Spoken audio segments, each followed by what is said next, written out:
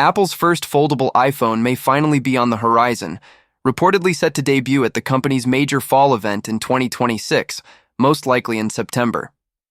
Unlike other tech giants that treat foldables as niche experiments, Apple plans to position its foldable iPhone as the flagship model, right at the top of its product lineup.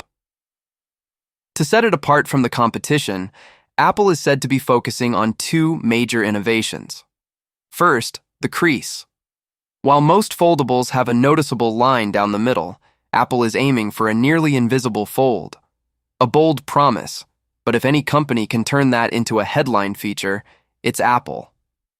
Of course, the display will be manufactured by Samsung, but don't be surprised if it's marketed as a breakthrough from Cupertino. Second, the Hinge. Sources claim it will be much higher quality than anything on the market today. While details are scarce, it may involve the use of liquid metal, a material Apple has explored for years.